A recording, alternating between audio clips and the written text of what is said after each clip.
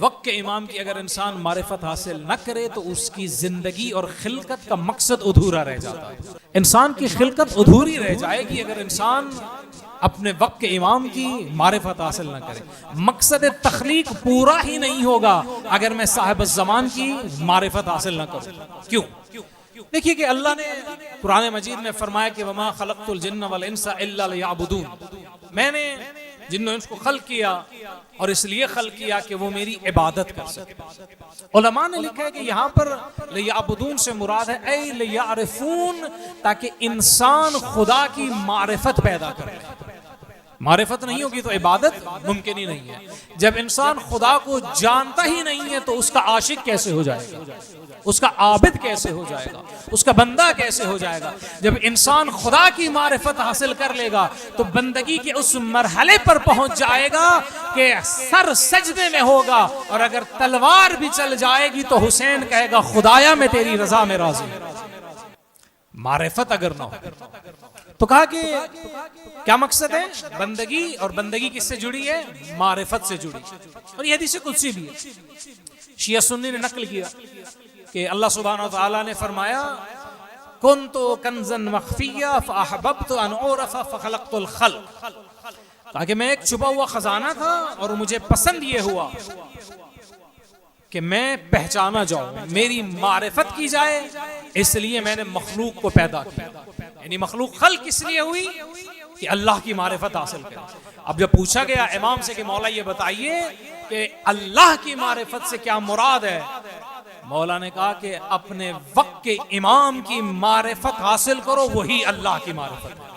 ये बहुत दकीक जुमला, बहुत तवज्जो तलब जुमला कि बिलाखिर एक इंसान की मारिफत, खुदा की मारिफत कैसे? इंसान खुदा तो नहीं है। हम अमीरुल मोमिनीन को इमाम मानते हैं, हम अली को खुदा तो नहीं मानते, बंदा खुदा मानते हैं। हम इमाम हुसैन को इमाम मानते हैं, हम इमाम हुसैन को इमाम मानते हैं, मगर उसके बावजूद भी खुदा तो नहीं मानते। किसी भी इमाम के लिए हम उलूहियत के, रबूबियत के या खुदा होने के कायल नहीं है। मगर ये कैसे मुमकिन है कि इमाम की मारिफत खुदा की मारिफत हो जाए? इस तरह से मुमकिन है क्योंकि इमाम के वजूद में खुदा की सिफात तजल्ली करती है। इंसान इमाम के वजूद में अल्लाह के सिफात तजल्ली करती है। मसलन देखिए कुरान मजीद में अल्लाह सुब्हानहू व तआला ने अपने रसूल की तारीफ की, मुअर्रिफी कराई और कहा कि लक़द जाअकुम रसूलुम मिन अनफुसिकुम अज़ीज़ुन अलैहि मा अनित्तुम हरीसुन अलैकुम बिल मुमिनीना रऊफ़ुर रहीम।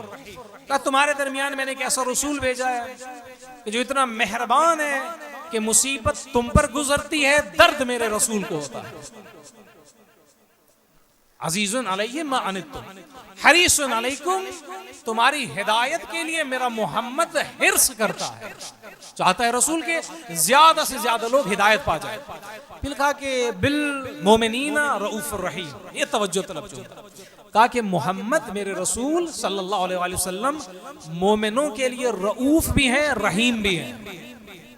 अब सवाल ये पैदा होता है, रसूल रऊफ और रहीम हो गए, अल्लाह भी तो रऊफ और रहीम है रऊफ। अल्लाह क्या कहता है? मैं बंदों पर रऊफ हूँ, और रहीम हम सुबह शाम पढ़ते हैं बिस्मिल्लाहिर रहमानिर रहीम। खुदा रहमान है, खुदा रहीम है, खुदा रऊफ है। अब समझ नहीं आ रही, अल्लाह रऊफ, अल्लाह रहीम, मोहम्मद रऊफ, मोहम्मद भी रहीम, खुदा रऊफ और रहीम हो गया और रसूल भी रऊफ और रहीम हो गए। अब मैं सवाल ये करूंगा कि बाबा क्या ये शिर्क नहीं है? अल्लाह की सिफत में रसूल क्या हो गए?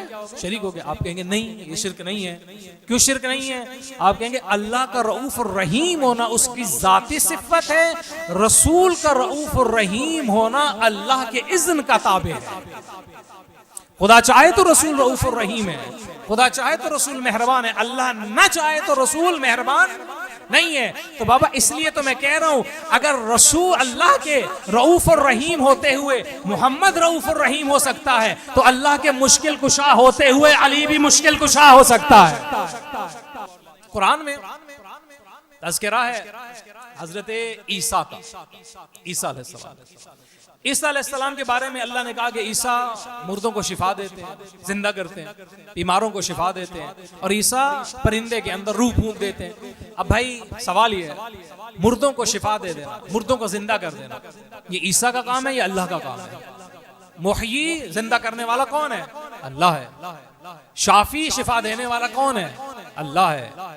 लेकिन अब ईसा कह रहे हैं कि मैं मुर्दों को जिंदा करूंगा, अना अहयिल मौता, मैं जिंदा करूंगा।